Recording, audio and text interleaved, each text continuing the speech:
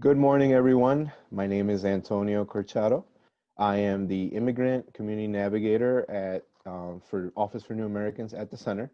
Um, this morning we have Ana Solano. She's going to be doing a presentation on preventing shaken. We got to start over. That was terrible. Sorry.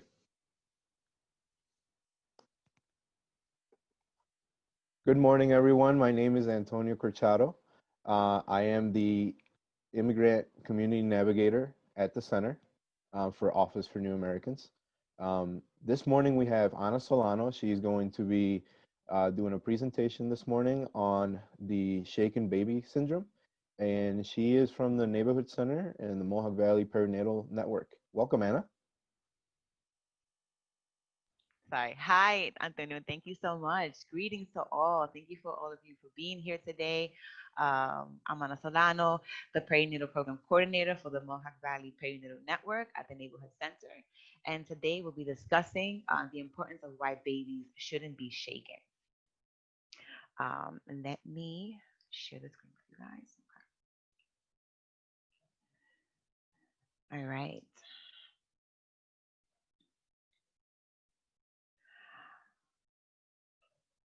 All righty. So before I talk, um, before I start talking about the important facts of preventing shaken baby syndrome, I wanted to show you guys a fact with you that you guys might not have known about the development of infants. So due to the size of the average human birth canal and the heavy metabolic weight a feeder places on its mother during gestation, a baby's head can only be so big to be able to emerge from its mother, which means babies are born with underdeveloped brains that are hypersensitive to stimulus, so i.e. touch, sight, smell, hearing, and taste. This is why the first 3 months after birth is considered the fourth trimester, which may explain why newborns like to be wrapped up tightly and respond well to loud noises, which are details that mimic the environment of the life in the womb. Um, so what is shaken baby syndrome? Shaken baby syndrome is a serious brain injury caused by forcefully and violently shaking a baby. Other names for this condition include abusive head trauma, shaken impact syndrome, and whiplash shake syndrome. It can be a result from as little as 5 seconds of shaking, and this is considered a form of child abuse.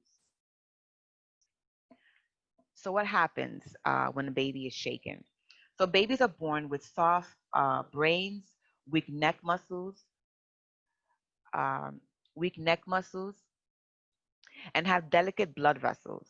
Shaking a baby or a young child can cause their brain to repeatedly hit the inside of the skull. This impact can trigger bruising in the brain, bleeding in the brain, and brain swelling. Other injuries may include broken bones, as well as damage to the baby's eyes, neck, and spine. The quick and forceful back and forth shearing motions also cause bridging veins to tear, leaving infants with a subdural hematoma. So it is important to understand that when one shakes a baby, one is injuring and destroying the brain tissue.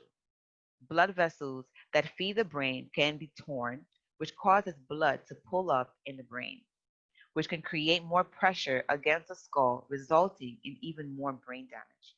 It is common to the retinal, the back of the eye, to bleed.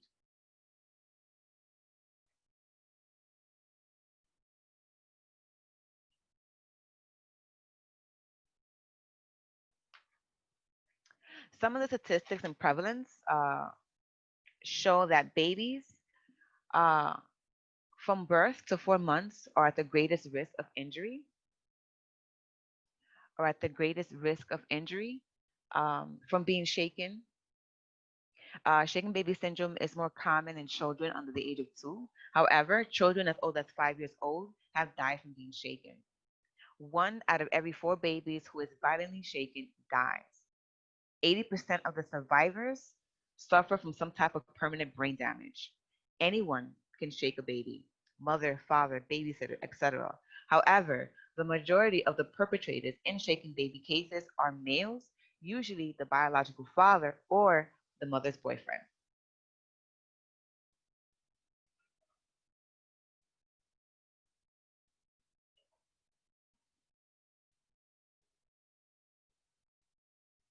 Sorry, this is giving me a little bit of a.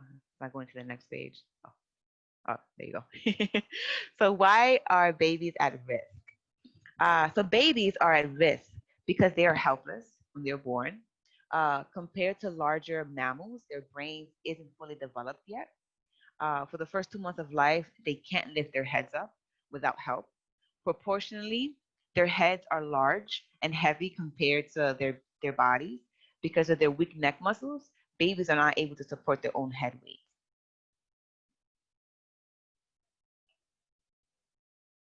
So, why does it happen? So, most of the time, it happens because the parent or caregiver becomes impatient, gets frustrated or angry, and takes out their frustration by violently shaking the baby. Most often, it's when the baby won't stop crying, or the baby cries more than you thought he or she would. Parents might also think that there's something wrong with their babies, but aren't able to figure it out. This may cause a parent to think or believe that they're bad parents. Babies are also shaken due to toilet training or with feeding issues. Caregivers' personal frustration, financial issues, conflict at work, marital relationship issues, stress, or racism can cause a person to take out their frustration on their child. Most people who shake their babies don't mean to hurt them. They just don't realize that their actions can have long term damaging effects. Symptoms may vary. The symptoms that might show up when a baby is shaking depends on how old they are, how often they've been abused, how long they were abused each time, and how much force was used. Mild injuries may cause subtle symptoms. For example, a child may be fussy, grouchy, or sluggish. Some may vomit, or a baby may not be hungry. A child with more sensitive issues or severe issues, injuries, I'm sorry, with more severe injuries may have symptoms such as seizures, a slow heart rate, trouble breathing, bleeding inside one or both eyes. A child who has been shaken or thrown may also have other signs of abuse, such as broken bones, bruises, or burns. Symptoms can quickly start, especially in a badly injured child. Other times, it may take a few days for the brain settling to cause symptoms. By the time the child gets to a doctor, the child may need urgent care. In some cases, the child may be in a coma before the caregiver seeks help. Other signs or common signs and symptoms to look out for when one suspects a baby is being shaken. The baby may seem tired. Uh, they could be more quiet than normal or not making any noise at all. Not sucking or swallowing very well. Baby may be rigid, trying not to move their head or neck, or the baby can be loose as a rag doll. Head or forehead may look bigger than normal, or the soft spot on the baby's head looks like it's bulging. The baby might not be able to focus their eyes or track movement. The pupils, the black part of the eye, can be two different sizes, or one may see blood spots in the eyes. There's usually bruising also from being grabbed.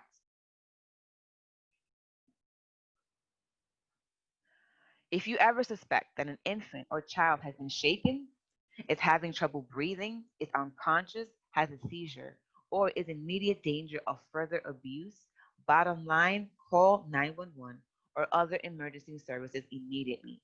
It's not always easy to tell if a baby has been shaken, but if you think it's even a possibility, call your doctor immediately.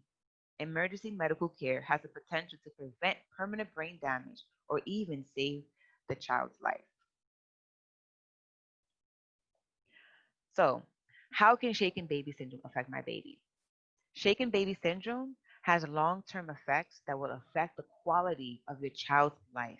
In order for us to understand why we must in order for us to understand why, we must first understand the importance of a child's developing brain. So, to understand how shaking a baby can literally alter and delay a child's life, we must understand why our brains are so important. At birth, the average baby's brain is about a quarter of the size of the average fully grown brain. Amazingly, it doubles in size in just the first year. The brain is the command center of the human body. A newborn baby has all the brain cells, the neurons they'll have for the rest of their lives. But it's the connection between these cells that really make the brain work. Brain connections enable us to move, think, communicate, and just do about everything. The early childhood years are crucial for making these connections. At least 1 million neural connections are made every second, more than at any other time in life. Our brains play a main role in just about every major body system. Some of its main functions include processing sensory information, regulating blood pressure and breathing, releasing hormones.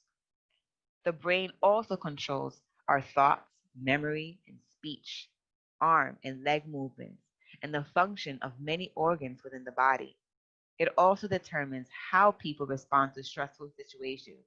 For example, writing an essay, losing a job, birthing a child, or an illness.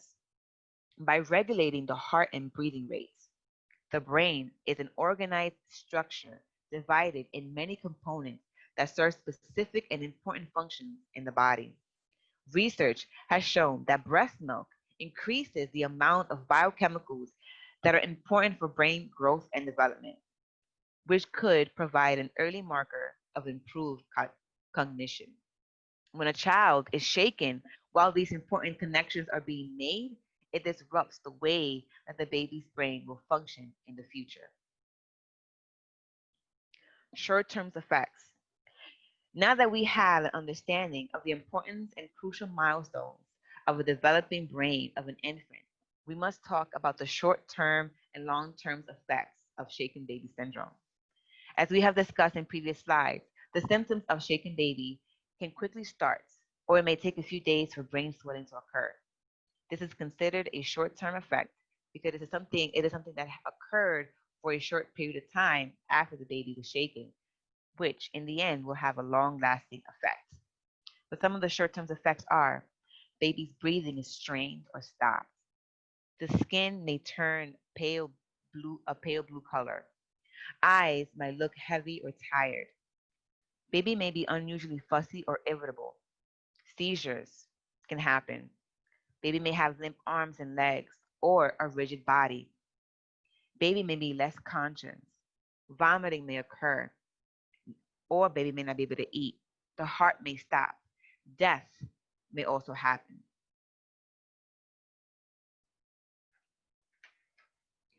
The long-term effects of shaken baby are learning disabilities, cognitive impairment, physical disabilities, behavior disorders, visual disability, or blindness. The child could become hearing impaired or develop speech disabilities. It could cause the onset of cerebral palsy, which could look like a loss of motor skills and sometimes spasms associated with brain damage. Seizures, death. So sometimes the baby can die on the day that it happens, but shaking a baby can cause long-term damage that can cause death even later in the years.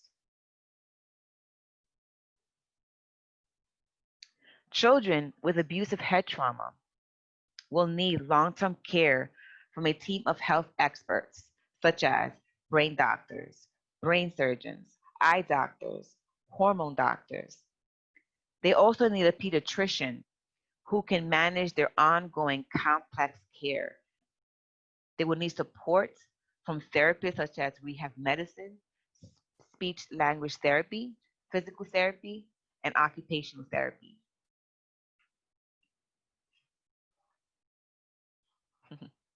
So this is Christian Diaz. This is an 8-year-old boy. when his mother violently shook him when he was just a month old. He was in a coma for a week. Doctors were unsure if he would live. After 8 months in the hospital, he went home with his grandmother, Maria, where she took care of him. His abuse resulted in cerebral palsy, epilepsy, and developmental delays. He was unable to walk and talk. Luckily, his grandmother found a way to get help. He was able to get Medicaid and found a place where he received occupational speech and physical therapy 6 days a week, 6 hours a day. After a few months of starting his treatment, he was finally able to walk on his own. This is 9-year-old Abby. Abby was allegedly shaken by her biological mother's boyfriend when she was just 7 months old. Abby is now 9 years old, and she is being taken care of by the Barnett family, who are struggling to continue carrying her as she continues to grow and become healthier. 9-year-old Abby suffers from many physical and mental ailments from her traumatic brain injury, including cerebral palsy, daily seizures, and has even suffered a stroke. This family is looking for help in acquiring a wheelchair accessible vehicle to make it easier for Abby, who requires multiple visits to therapy. Their main goal was to get something that is safe for Abby to get to and from places without making it so difficult or painful for her, as well as being able to have adventures with her. The father of a 9-year-old girl who died in 2012 was sentenced to prison for violently shaking his daughter when she was only 16 days old. The years after the baby suffered severe brain trauma in 2003 were troubled by many surgeries and painful therapies, the inability to walk or talk, and the limits of being forever trapped in the mind of the 6-month-old. The 9-year-old died in 2012 from a respiratory ailment linked to her shaken baby syndrome. And there are many cases like these all around the world. So it's important to understand, it's normal for babies to cry. Babies can't speak yet, so they communicate with cries. Something that we all have to remember is that babies are new to their bodies functioning outside of the uterus. During gestation, the placenta took the role over a baby's lungs, digestive system, liver, excretory organs, and the 2 chambers of the baby's heart. So all their needs were being met in the womb. Now that they are detached from within their mother, they have to communicate their needs through their cries. Babies communicate when they need something, or they're experiencing this brand new world that they yet to understand. Babies also go through something called the period of purple crying. It's natural for babies to start crying more at 2 weeks old, and it often starts to taper off at around 3 to 4 months old. Crying can be unexpected, and you may not know why baby is crying. Some babies resist soothing and just continue to cry. They may cry and seemingly look like they're in pain. They can cry for more than 5 hours. Babies may cry more in the late afternoon and evening. Crying does not mean that your baby is angry with you. It does not mean that your baby is being bad. Sometimes babies just need to cry. So any ideas on how to calm a baby? First, make sure all of their basic needs are met. Does the baby need a diaper change? Is the baby hungry or thirsty? Does the baby need to be burped? Is the baby too hot or too cold? Is the baby bored or lonely? Is the baby sick, feverish? Are they in pain? Are they pinched in a zipper or caught in a sleeve? And check for hair threaded tourniquet. I don't think I said that right. Sorry. Uh, Also, remember that if a baby has a vaccination, crying and fussiness can occur throughout the day or days afterwards. So what if that doesn't work? Try to stay calm. Babies can sense tension. Hold the baby close to you and breathe slowly and calmly. Gently walk, dance, or rock with the baby. Take the baby for a ride in the stroller or car. Gently massage the baby's bodies and limbs. Turn on the music, run the vacuum or dryer. Babies like consistent rhythmic noises. And I would definitely say that music does help because babies are in tune to music, it calms them down. So if you have a song that they like, or you know that they like, and they quiet down, play that song over if that's what you need, if that's what the baby needs to calm down. It really does help. So what if that doesn't work either? It's okay to put the baby in a safe environment and walk away for a few minutes to calm down. Remember, it's normal for babies to cry, especially between 2 and 4 months of age. What works one day to comfort your baby may not work the next day. The baby is not trying to be difficult.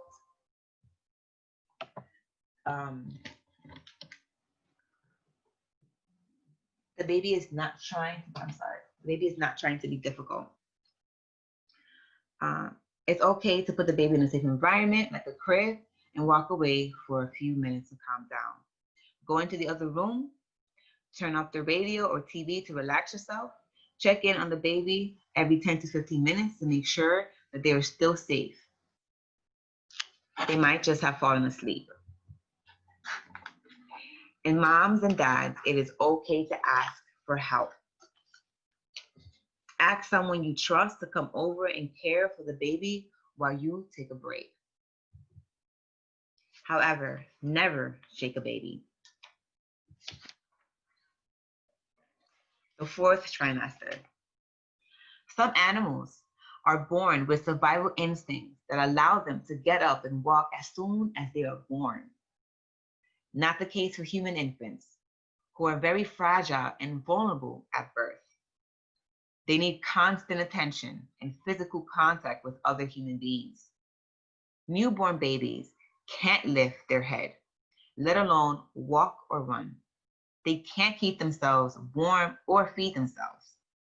For an evolutionary standpoint, the extra time the human needs to acquire these abilities is part of the evolutionary trade-off of having highly developed brains capable of managing complex reasoning, communication, and social interaction, alongside the physical requirements and capabilities of our adult bodies. So there are some who consider the first 4 months of life the fourth trimester. For the baby's first month, they want to be in the womb, they want to be in the womb environment again. A confined space, lots of movement, white noise, head and neck support. When babies are first born, they don't have the brain maturity to deal with the outside world. They depend on their parents for basic survival, but also for soothing, because because they just don't know how to soothe themselves until they are around 4 months old. Supporting your baby's head is paramount until the baby's head muscles have developed enough strength. Not supporting the head can result in injuries. A newborn has a weak head and weak neck muscles, and very little strength to move their heads. If the head isn't supported, it will flop backwards or forward and startle the baby, making it very insecure. Any sudden movement of the baby's head can also activate the motor reflex, which is a startle reflex. If this is activated, the baby will become stressed. The head will need constant support for around 3 to 4 months. This is one of the most natural holds for your newborn. And here's how you should do it. With the baby's body parallel to yours, lift her head to your shoulder height.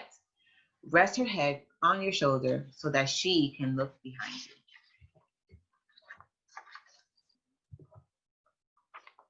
There's something called the 5S that parents can learn, like the way the knee-jerk reflex works. But it takes practice because it must be done right. So the 5S consists of swaddling, side stomach position, shushing, swinging and jingling, and sucking. The happiest baby on the block. Dr. Harvey Karp, pediatrician and child development expert, speaks to a theory of crying and a method for triggering a calming reflex in babies. The DVD is available in the Mohawk Valley Perinatal Network resource lending library.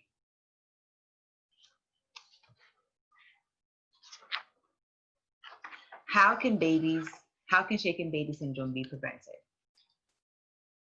It is important to educate parents and caregivers about the dangers of shaken baby syndrome.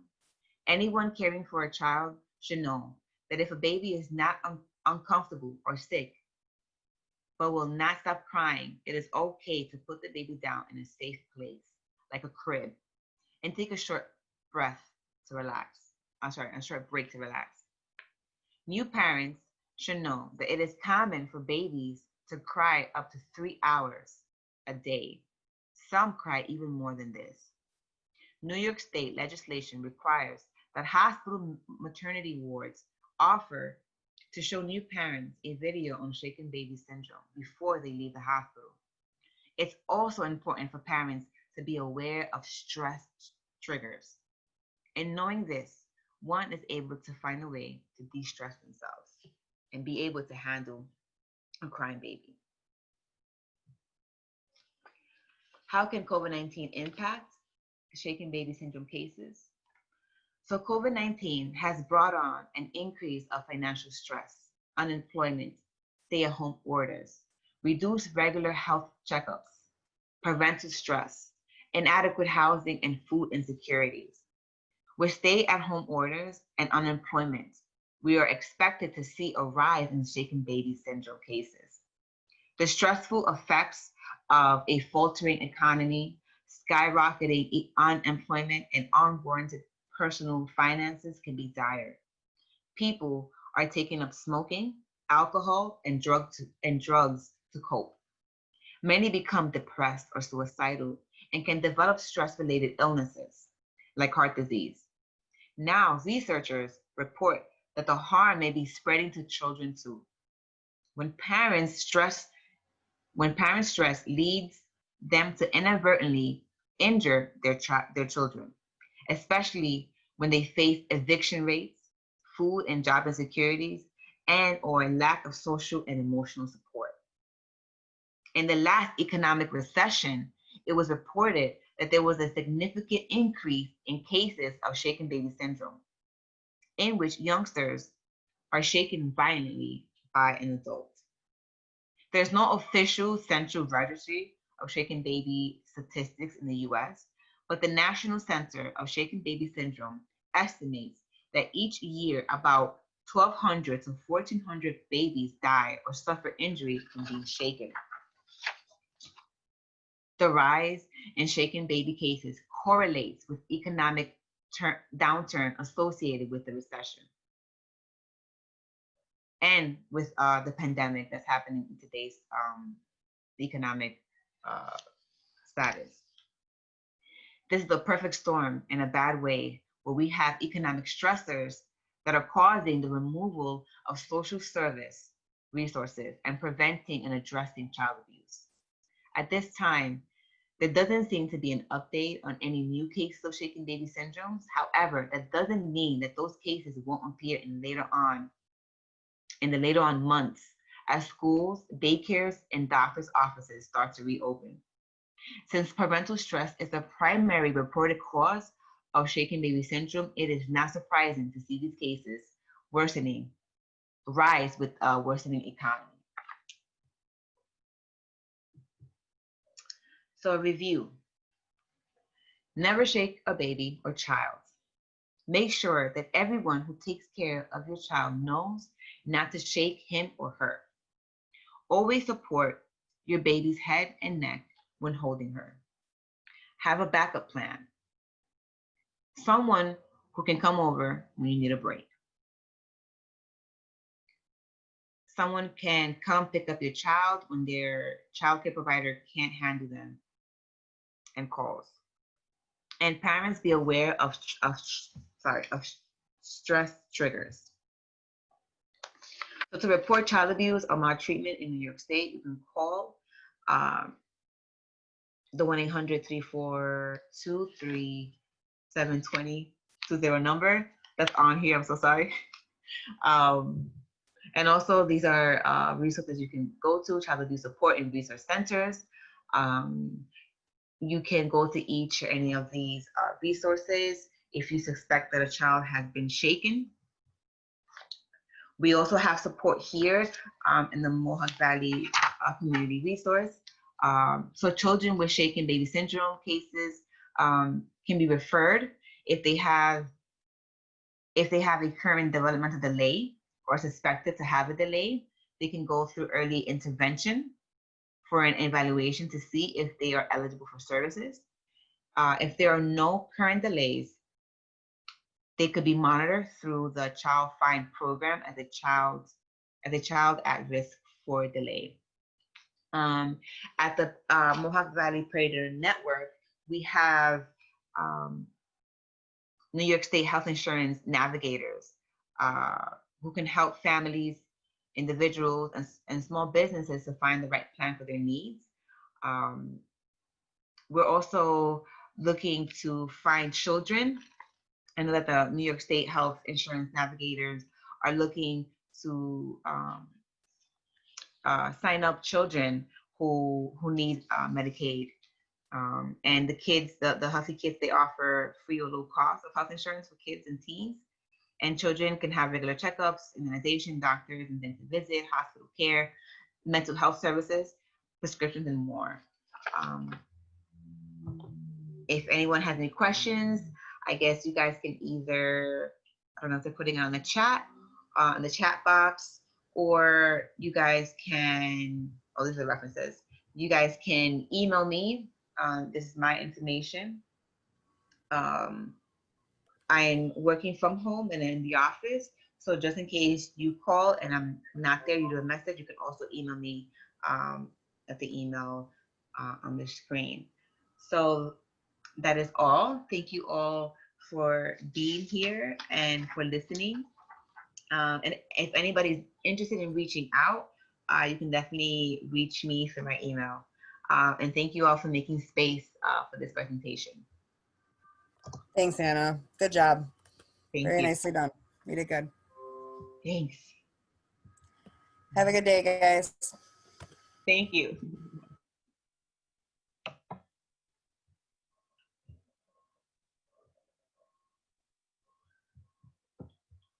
Are you on mute? I can't hear you.